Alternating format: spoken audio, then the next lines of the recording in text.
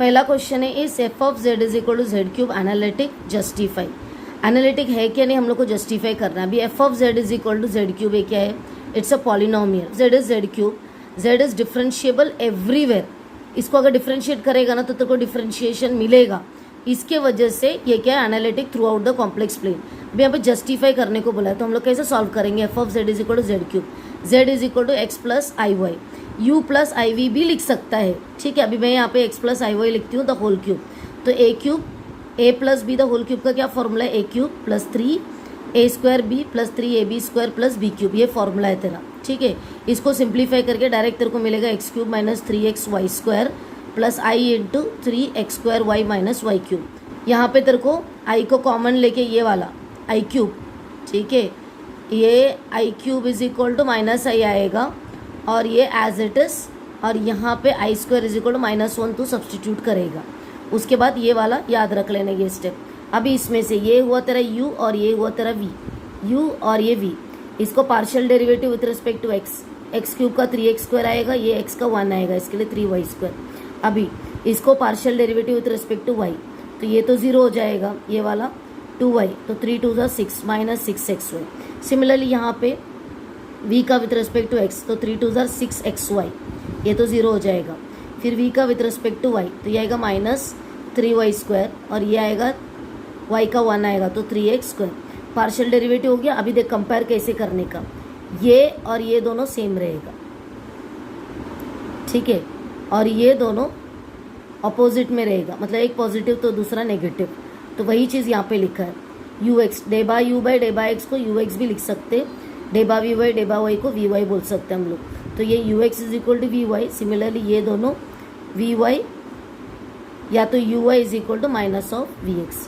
सो यहाँ पे तेरा Cauchy's Riemann's theorem equations are satisfied, hence given function is analytic. ये तेरा वेरिफिकेशन हो गया। क्वेश्चन नंबर 10 क्या है, prove that the function F of Z is equal to sine Z is analytic.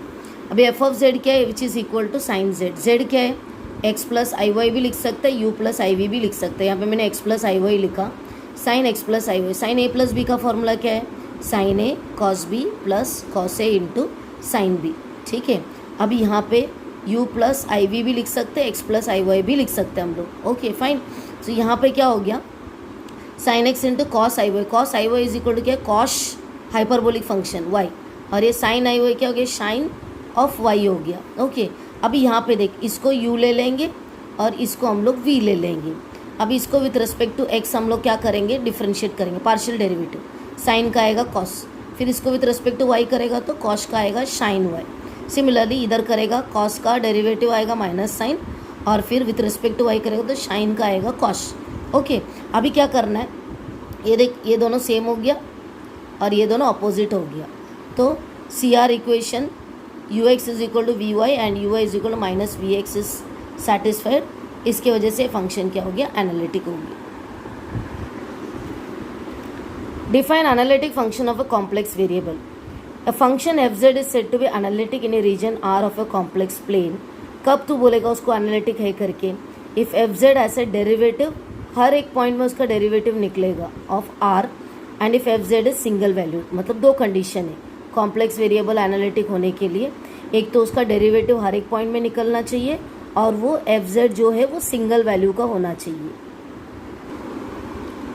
Is the function harmonic, u दिया है X cube minus 3x Y square, कोई भी इक्वेशन देने दे, हार्मोनिक है क्या नहीं हम लोगों को क्या करना है, फाइंड करना है, वेरीफाई भी करना है। To show it is harmonic we need to show, हम लोग को ये फाइंड आउट करना पड़ेगा, मतलब with respect to x double derivative with respect to y double derivative, that's it, which is equal to 0 prove करना पड़ेगा। तो LHS के लिए हमें पहले सॉल्व करना पड़ेगा। u इज इक्वल टू ये जो गिवन क्वेश्चन है ये, ओके लिख दिया यहाँ पे, partial derivative with respect to x, 3x square आ गया, इधर x का 1 आएगा तो माइनस 3y स्क्वायर, इधर x स्क्वायर का 2x आएगा तो 3 2 6x हो गया।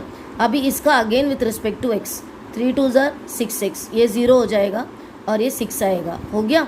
अभी next now D by U by day by Y, अभी ये विथ रिस्पेक्ट टू वाई करना है, ये 0 हो गया, माइनस 3x इंटू 2y हो जाएगा, सो माइनस 6xy, ये 0 हो गया, माइनस 3 2 6y हो गया। अभी again differentiating with respect to Y, तो ये क्या हो गया, -6x हो गया और ये -6। अभी हमको ये 1 और ये 2 को ऐड करना है। डेबा स्क्वायर यू बाई डेबा एक्स स्क्वायर प्लस डेबा स्क्वायर यू बाई डेबा वाई स्क्वायर, ये हो गया 6x + 6, देखा -6x - 6, देख सब कैंसिल हो गया, इक्वल टू 0 मिल गया। So LHS is equal to this which is equal to 0 which is equal to RHS, hence it is harmonic. इधर हम लोग क्या लिख सकते हैं, it is equal to RHS लिख सकते हैं हम लोग लिख सकते हैं which is equal to RHS, therefore it is harmonic. State Cauchy Riemann equations, FZ is equal to U plus IV है। अगर वो एनालिटिक है देन उसका डेरिवेटिव क्या आ जाएगा, डेबा U बाई डेबा एक्स प्लस I इंटू डेबा V बाई डेबा एक्स। इसको ऐसा भी लिख सकते हैं हम लोग, V with respect to Y minus I into U with respect to Y। इधर दोनों विथ रिस्पेक्ट टू X है, इधर दोनों विथ रिस्पेक्ट टू Y है। सो अभी हम लोगों ने किया वही है, UX is equal to VY and UA is equal to -VX। This last set of partial differential equation is called as Cauchy Riemann equation. In short ऐसा भी लिख सकते हैं, यह है Cauchy Riemann equations. Show that analytic function with constant real part is constant. अभी FZ अगर analytic function है तो हम लोग FZ लिखेंगे, U प्लस IV लिखेंगे। इसका रियल पार्ट क्या है, U है। ओके, ये रियल है, ये इमेजिनरी I के साथ, तो ये U ले लिया। अब ये U क्या है, it has to be a constant, let this be a constant. अगर ये कांस्टेंट है तो विथ रिस्पेक्ट टू X 0 आएगा, विथ रिस्पेक्ट टू Y 0 आएगा। लेकिन रायमन इक्वेशन के हिसाब से UX is equal to VY होता है और UY is equal to -VX होता है। इसका मतलब ये हुआ VY भी 0 हो गया और VX भी तेरा 0 हो गया, तो सब 0 हो गया। सो V भी क्या हो गया, अपना कांस्टेंट फंक्शन हो गया, क्योंकि 0 होने की वजह से कांस्टेंट का डेरिवेटिव ही 0 होता है। अभी FZ is equal to U plus IV, अगर मैं U और V को अगर मैं ऐड करूँगी तो भी मेरा क्या आएगा, 0 आएगा which is equal to constant, therefore FZ is a constant function. If FZ is U plus IV is an analytic function, हमें प्रूव करना है कि U जो है लैपलेस इक्वेशन को भी सेटिस्फाई करता है। अभी f ऑफ z हम लोग लेंगे U प्लस IV, ये एनालिटिक फंक्शन है। इसका मतलब UX is equal to VY हो गया और UI is equal to -VX हो गया।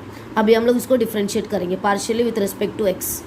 इसको ले लिया, इधर U XX लिखना है, VY X लिखना है, बस। ये differentiating partially with respect to Y, UI is equal to minus, ये इक्वेशन है। इसको UY Y लिख दे, -VX Y लिख दे। ओके, नाउ ऐड 3 and 4, ये दोनों को ऐड कर, UXX plus UYY is equal to right side का ये दोनों ऐड हो जाएगा। अभी ये this is equal to this, तो ये दोनों को माइनस करने पे मेरे को आंसर 0 हो जाएगा। इसके वजह से U satisfies Laplace equation. State CR equation in polar form, Cauchy's-Riemann equation. Polar form में तेरे को बताना है और ये भी बताना है कि वो एनालिटिक फंक्शन को सेटिस्फाई करता है। तो हम लोग ले लेंगे if FZ is equal to U plus IV, polar है इसके लिए R कॉमा थीटा।